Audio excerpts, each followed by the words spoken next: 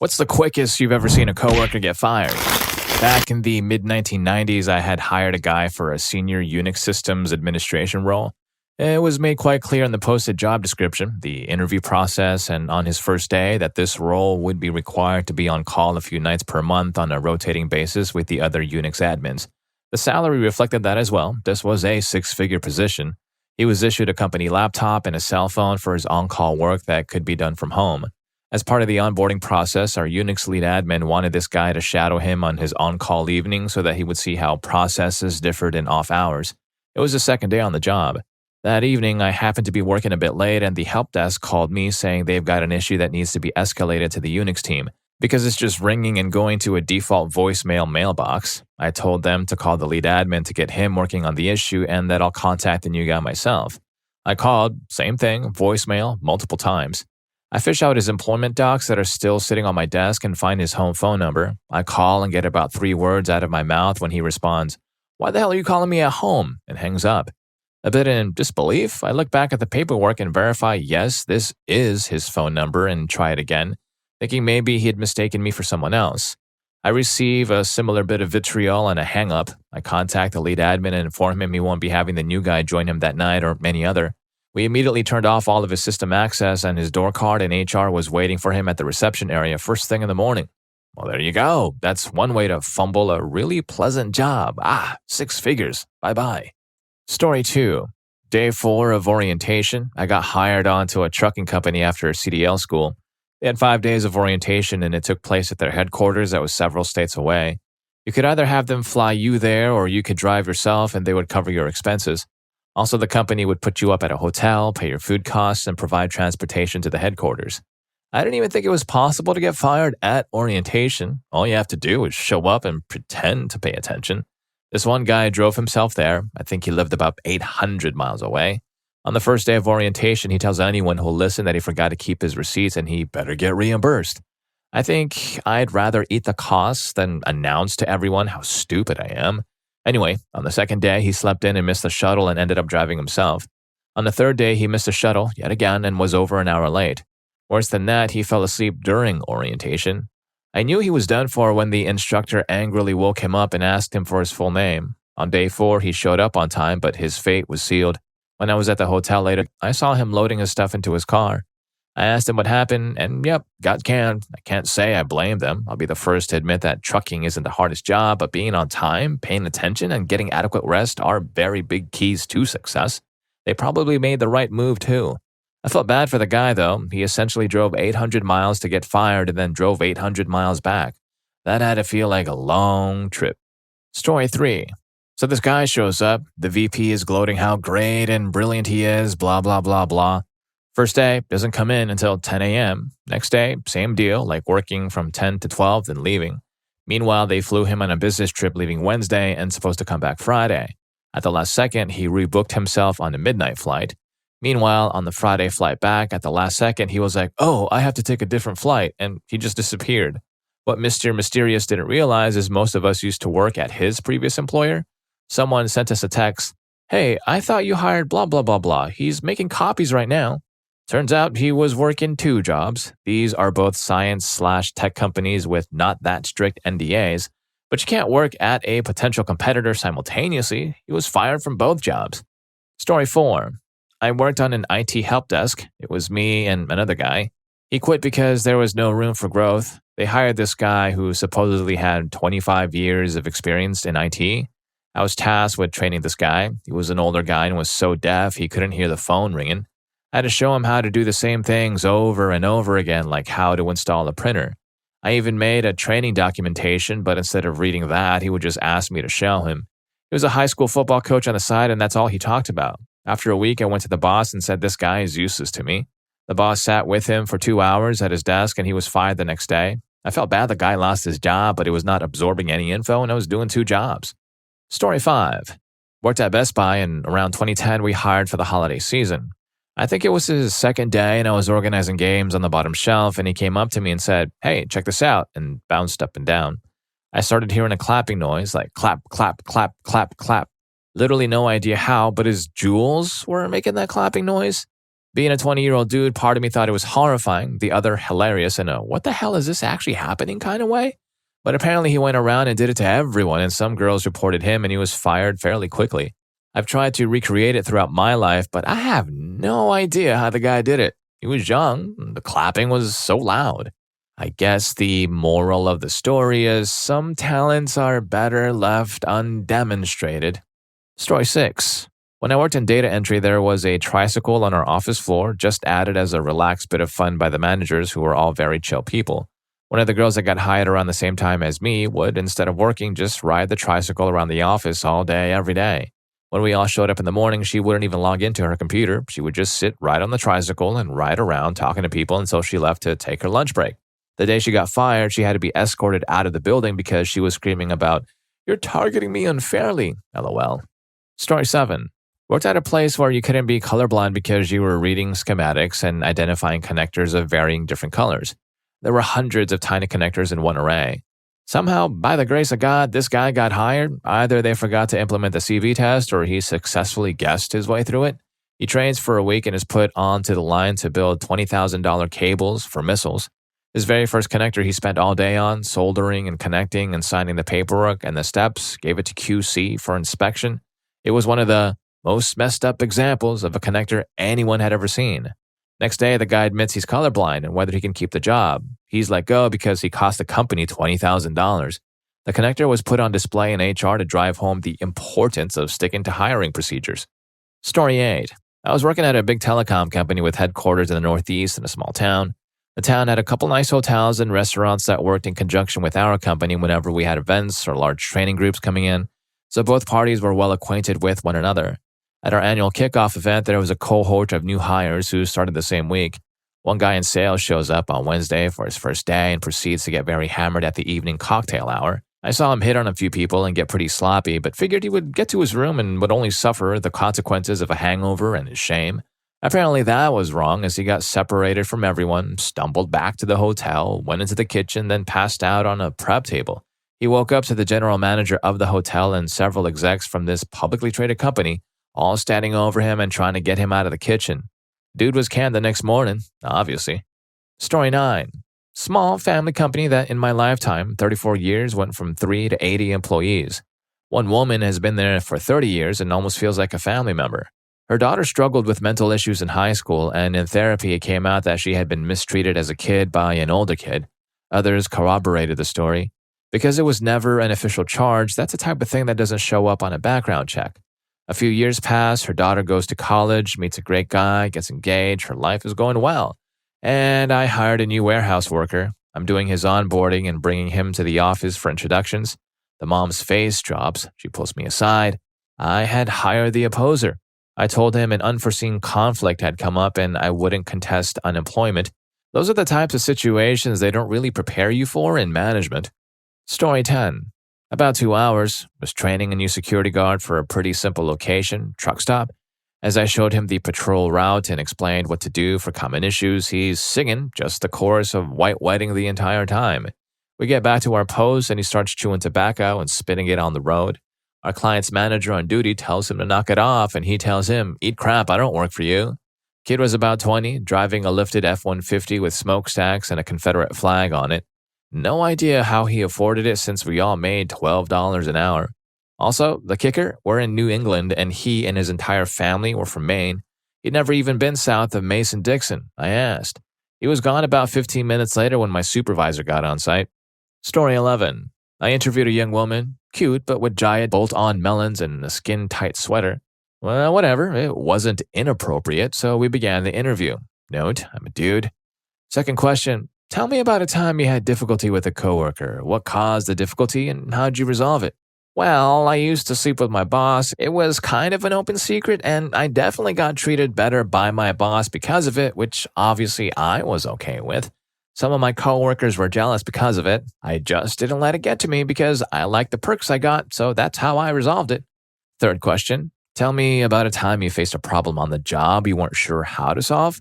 Well, like I said, I slept with my manager, so I pretty much went to him anytime I had a problem, and he was always happy to help me. So I think that was a pretty successful strategy for me. Literally, 80% of her answers included a reference to her sleeping with the boss and being happy to do it. At the end of the interview, I gave her the standard, "Thank you for coming in, we'll let you know." When she reached out, put her hands on mine, looked me deep in the eyes, and said, "This has been such a wonderful experience. I feel like I could just talk with you all afternoon and evening. I feel like we have a really great connection and I really, really like you. I hope you hire me. You won't regret it." Does being fired before you were ever hired count? Story 12. Had a guy quit on his first day. He was hired for the dev team, and his first day happened to coincide with an all-company meeting. He shows up and at the meeting is eyeing one of the on-site techs. This tech is 5 foot nothing and all around a great guy. The new guy was close to 5'10", but he was just staring nervously at him. After the meeting, the new employee asked his supervisor questions about the on-site tech, like how long he'd been there, what his job was, etc. He left for lunch, then never returned. Turns out that this new guy was the man that the on-site tech's wife cheated with and broke up their marriage like a decade before. Apparently, the on-site tech found him at a bar shortly after, finding out and unleashed his 5-foot fury on him, harming the tar out of him. The on-site tech is remarried and has kids now and says he doesn't care anymore, but that munchkin hurting he laid down had some lasting psychological effects on the new guy, I guess. Story 13. I worked in a grocery store in the coffee kiosk and we had just gotten a new hire. She said she'd worked in the coffee shop before and was highly qualified, which was what got her the position. So we went through her training and I asked if she wanted to try making a few drinks while it was gone for the refresher. She was arrogant and said, "Of course." I think maybe she was just super rusty as she looked lost and confused with the drinks I was asking her to make. Maybe she was nervous. She refused to sit with the training books because she was qualified, and again, I gave her the benefit of the doubt because I am a hands-on learner, so maybe she was too. So I put her on drip coffee and dishes. She ended up breaking the hot water spigot on the drip coffee maker and didn't tell anyone. Just kept filling up cups and dumping it. She went on her break and all of a sudden, even with mats, the floor became a slippery disaster. We had to shut the maker off to get it to stop, and when no one fessed up to breaking the spigot, I went to the office to ask the store manager to look at the cams on our kiosk. She was on camera not only breaking the spigot, but on her break right then opening different items in the store, eating it, and then putting the item back on the shelf. The manager took her into the office to let her know her shift was over and she was being terminated. She screamed her way out of the store, needing an escort. Turns out it was her first job and she thought you could just eat from the store on break. Story 14. We hired someone at the recommendation of another employee. After a day at the central office going over and signing off on all of our employment policies, the first day in the site ended up just being a day we had a meeting. Our regional director came to make a point about something at a staff meeting and arrived 20 minutes or so before the meeting to greet everyone. They meet the new guy goes about doing some work, meeting begins, new guy uses the restroom before we start. After going over a topic or two, the regional director wants to talk but asks where the new guy is. Me and another employee go looking around the site and the bathroom he was in is empty. The window was wide open, screen popped out, and a pipe left on the windowsill with a lighter, both still pretty warm. This guy met the regional director, went to the bathroom to get spiked, then got scared he'd be caught by the smell while sitting at the meeting, and instead hopped out of the upstairs window, ran out the back, climbed a fence, ran through someone else's yard, climbed another fence through, and circled the block back to his car and never came back. I know all of that because a coworker and I knew the girl he was dating at the time. She left him for doing this because he kept getting fired for smoking at jobs. Story 15. Ran a brew pub for about half a decade. Trusted my managers to hire most of the time, so was never part of the hiring process. I almost never wore button-ups or anything to differentiate myself from staff. Always just in the same branded t-shirt I had my staff wear. I was working a busy evening shift and a new hire who was off the clock after his second shift was at the bar. I was behind the bar doing glassware for my bartenders and scraping plates into a bus tub. This new server starts making fun of me because I'm wearing baby blue pants, asking if all of our bussers dress like Mr. Rogers and saying some borderline prejudice stuff as well. I didn't say anything. He showed up for his shift the next day and I had cut his final paycheck and met him at the door with it. He said, "Sorry, I didn't know you were the GM. I thought you were just a busser." I let him know that's precisely why he was being let go. He felt it was okay to make fun of a busser just because he was hired as a server. Just was a giant red flag and I cut that tumor out before it could grow. If he's that comfortable being a schmuck on day 2 to our bussers, how's he going to behave a month in? Story 16. I had 2 fires before lunch on their first day, both warehouse staff. One was a temp who bragged to the person training him that he'd sued the last 2 companies he was placed with for injury and mistreatment, and he'd be looking to do the same to us. Employee came and reported the comment. and I walked him immediately out of the building and canceled the temp placement. The other was a full-time employee who showed up to his first day in the warehouse without safety shoes. No problem, we gave him a pair of caps to wear. Later in the day, he spotted an office employee in the warehouse and yelled at them for not having safety toes on and told them that if he had to wear caps, they had to wear caps. This happened to be the owner of the company he was talking to. He was also let go before lunch. Story 17. I had one of the dirtiest jobs in the world in the late 90s. Officially, it was an industrial cleaning company, but it was really the first circle of hell. It was called Onyx. Does your steel mill have a 2-foot thick coating of metal shavings on its rafters above an active iron smelter? Like something out of Terminator 2? Need some poor schmuck with no real training to lug a bulky, heavy vacuum hose up there to take the shavings all up because it's starting to weigh your roof down too much?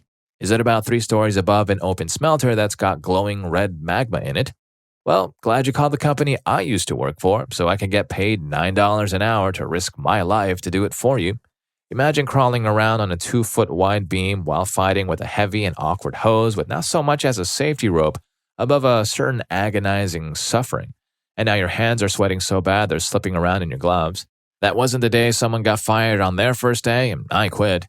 That day was spent after the day before working a 24-hour shift at Baltimore Resco, the city's trash burning plant, where every disgusting thing from every abominable dumpster in Baltimore ended up to be burned to heat an 8-story boiler to generate electricity. Fleets of trash trucks all day and all night dumping their disgusting loads, a massive concrete slab floor as big as a football field, where a giant megalithic bulldozer pushed it into a giant machine that ground it up and sent it to be burned. Except it hadn't been used the day before, or today, because today we got to clean it. Me and 3 other unlucky people from our company had to systematically walk the entire thing in a grid pattern to pressure wash up a half-foot of clay like trash slime that had fossilized to the concrete over time under the enormous weight of the massive dozer treads. Even through our masks, the smell was indescribably awful. The ground had the feeling of ice with slime on top. We had to fight hard to keep our footing, which is why we were doing the cleaning. To do this, we were using incredibly powerful pressure washers called shotguns due to their explosive concussive power. I had just been using them the day before on my hellish shift inside that 8-story boiler that had been cooling for a week prior. The shotguns could have your foot cleaned off, as shown in the training video we had watched. It could also blow off the concrete-like buildup of burnt trash off of the hot water pipes inside the boiler, which I'd done for 24 hours straight the day before cleaning. The worst part was the rats and the $9 an hour. The mountains of trash building up around the now empty thing had a city's worth of rats running around in it. Sometimes as trucks disgorged more trash on top of them from ramps above, it would cause a flurry of scared rats out from under and onto it. Sometimes, in their fear, they'd run right at you, groups at a time. We were instructed to blow them back. It was the only way to keep them off of you. If you lost your footing and went down to their level, well, just keep your footing. After 11 hours of that, I got to go back to a motel room where a new guy just hired that day was supposed to be going back to fill in. When I opened my motel room door, I saw a very overweight, hairy, intoxicated guy standing at the foot of my bed. He's clearly hammered, swaying back and forth as he pisses all over my bed and suitcase. I shut the door, told my boss in the truck that I quit, and had to wait 12 hours for a ride back home. And the guy was fired for spending his first night before work getting blackout in the shared hotel room. And if you're enjoying the story so far, please don't forget to hit that subscribe and like button for more videos just like this. Story 18. We had a hiring agency pull a bait-and-switch circa 1999-2000. They figured the company couldn't tell one Indian guy from another, and apparently they were correct up to a point.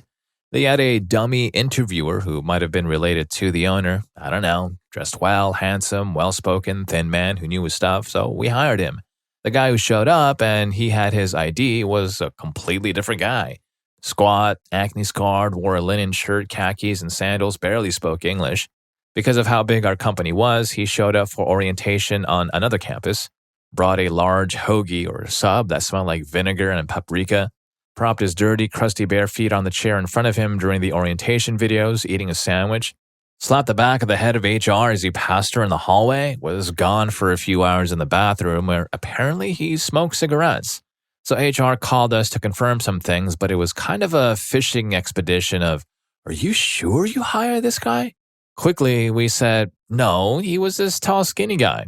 HR is a bit slow and said that they'd forgive his transgression for today, but we needed to teach him basic American culture or something. I think they were in shock.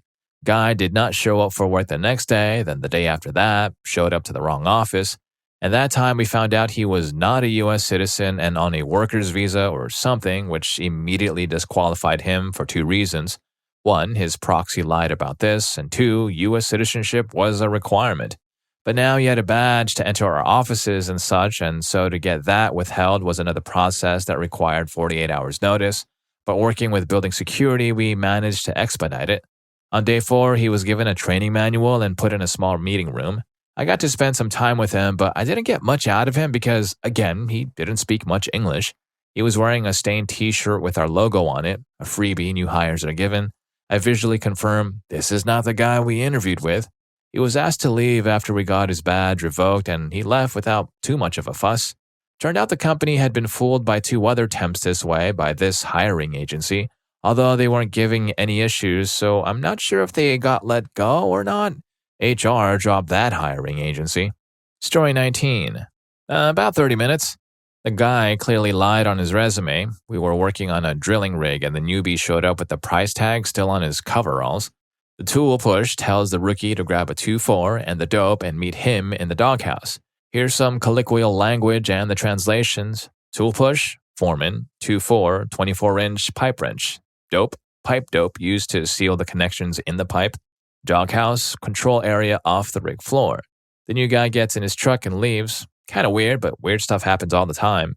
Figure he couldn't cut it or forgot something at camp. He shows up 30 minutes later, grinning ear to ear, carrying a flat of beer. Everyone stops to look at him. He loudly announces he got the 2-4, 24 drinks, and the dope, indicating a bag of grass sitting on top of the flat of beer. He just needed to know where the doghouse was. Somehow, the funniest part was that he thought there was a doghouse on site, like we had a pet dog hanging out at the drilling rig. So at least the man had his priorities in order, that's for sure. Story 20. The school I worked at, the network manager left, and they asked if he would recommend the recently employed junior technician to fill his role. No way, of course. This was a desktop technician with no experience yet. No networking knowledge, no real anything to qualify jumping into a much bigger role after a couple of months. Long and short of it was that the school saw an opportunity to cut costs by not hiring in a replacement with experience at £40,000 and instead bumping some guy up from £18,000 to £21,000. The network manager said it was a daft idea, but they did it anyway after he left. The network fell over a couple of times and had to keep bringing in outside help, but what sealed it for the newly promoted lad was that he found the head teacher's corporate card in her office desk whilst re-imaging machines during the summer. For some reason, he decided that he wouldn't get caught using the card for a load of subscription sites. No idea how he thought no one would notice. There's only a half dozen folks on site during the holidays, so they zeroed in on him pretty quick. Well, that, and he admitted it straight away. Story 21. We had this schmuck earn his position through nepotism only, since his dad was a friend of the GM. It was obvious he had no clue what he was doing, but we just rolled our eyes and tolerated it. Anywho, we were in the middle of this huge project with a $20 million budget, which at the time was going to be first to market. The company was deeply invested in this thing and the stakes were high. So Crap for Brains over here got tired of his laptop after 6 months and wanted the newer model, so he sold it. It turns out, as fate would have it, that he sold it to someone who just so happened to work for a competing company. It was obviously not smart enough to wipe it either, so it was full of confidential files. Long story short, the other company came to market with a competing product 2 weeks before ours was due to launch. Management was absolutely incandescent with rage. They found out somehow about this guy selling his laptop, and as soon as he walked through the door the next morning, he was hauled into the boardroom, and all I heard for the next hour was just a constant barrage of muffled yelling. He then exited the boardroom, white as a sheet, got his stuff, and left. Never saw him again. Story 22. I spent 4 hours trying to teach a senior developer how to move some files from one folder to another to set up his environment. Okay, command line seemed a bit confusing, so let's use our file explorer and now highlight the files. No, you just opened it. You need to single-click the file or click and drag your mouse. No, you just close the window. Let's start by opening that folder again. No, that's not you in the file explorer. The file explorer is that one. Okay, now just single click on the file. Nope, that was a double click. Only press your finger down once. Stop it. Don't click the X button. You just close the window again. Needless to say, after 4 hours of not being able to move a file from one place to another, he was let go. I wasn't involved in the interview process and still don't understand how he passed his technical screening. Story 23. First day, guy got his new steel toe work boots. He never had steel toe before, so he wanted to test them out. He told us all he was going to test his work boots, so we obediently followed him out to the sledgehammer pad, curious as to what was going to happen. I was the lead geologist at a company that sold educational rocks and minerals to schools. We had hundreds of tons of miscellaneous rocks and minerals in bins stacked 3 high. He rolls a 250-pound rock off the middle stack and sticks his foot under it as it was falling. We were all standing there, slack-jawed, because we thought he was just going to hit his shoes with a sledgehammer or something. Rock misses his toes, harms his upper foot and ankle. He needed extensive reconstructive surgery because he has 6 guys watching him. He couldn't say it was an accident. I think he worked 4 hours total. Story 24. There were these 2 boys, aged 16 to 18, in an old job of mine. They worked well on their own, but when they were together, they were a bad influence on each other and slacked off. For example, one week into their job, they were put together in the same role and kept giving away services for free to customers. We ended up losing a lot of money that day. Then the weekend came and there was a local annual festival happening. They both called in sick and left us understaffed that day, but several of my colleagues from other departments who were off that day attended the festival and saw the 2 boys at it, and word got out. The next morning, my manager called them both into the office and fired them. One of their dads made them go back to work and get their job back, but my manager explained to them that not only were they incompetent, but they also lied so that they could bunk off and leave their colleagues high and dry. Story 25. We'd hired someone as a maternity leave hire, but they did so well at the job that we offered her a full-time permanent role. As soon as we did this, it was like she let her hair down and revealed who she really was. She picked up on our material very quickly, but she also became very bossy and snapped at people. The last straw was when she got angry at everyone and yelled at one team member, who was a very quiet and not confident but brilliant person that we'd been working to become more confident, simply for laughing with another coworker. We saw this transformation to be pretty alarming, and my manager pulled the permanent offer, which was awkward but needed to be done. Another example that showed me being likable at work is just as important as the other factors at work. Not being a schmuck is just as important as your actual work ethic. Story 26. We were part of a mass group of about 30 people being hired to work the railroad. We're basically on day 1 of the corporate onboarding. Dude starts going off about the per diem we get every day. Corporate basically said, be in your room on the weekends by midnight and you can claim it on the weekend as well. This dude starts getting in an argument about what happens if he checks in at 12:30. They're like, it doesn't matter as long as you can prove that you were in your room from your key card. We're going to give you the per diem on the weekend. Dude doesn't drop it. It doesn't compute. He comes up with a bunch of hypothetical situations in which he's not going to get the per diem. And at this point, the finance department is like, shut up. Dude proceeds to get in like a million little arguments with all of the management, and eventually he's heard in the hallway saying that he's going to come back and fire the place up if he's not taken seriously. Next minute, we know the building is on lockdown and railroad police are in the building locking everything down. We're not allowed to return to the hotel until they escorted him to the train station and sent him back his merry way. Story 27. Guy gets hired as a line cook in the hotel restaurant where I'm waiting tables. He shows up a little early for his first shift, and the kitchen manager asks me to show him where the time clock, lockers, uniform pickup, and break room are. The guy drops his backpack into a locker, gets changed, and starts his shift. During the shift, I keep seeing him in the walk-in cooler and the walk-in freezer. He volunteers how he's trying to find out where all the food is kept so he can work better. All right, fair enough. He seems like a hard worker and a decent guy. The end of the shift rolls around and I notice the new guy is walking out with his backpack and a large army duffel bag. I yelled for the kitchen manager to come quick, which brought most of the kitchen staff and the manager running in. The manager looks at the duffel bag and asks the new guy, hey, what's in there? New guy knows he can't escape, so he drops the bag and unzips it. 2 prime ribs, steaks, fish, and a ham are in the bag. New guy not only got canned on the spot, he got a free ride to the police station. Story 28. I hired this gal who showed up about an hour late for her first shift. When she came in, she said that there was someone that had coded in our parking lot and she found them slumped over against a wall.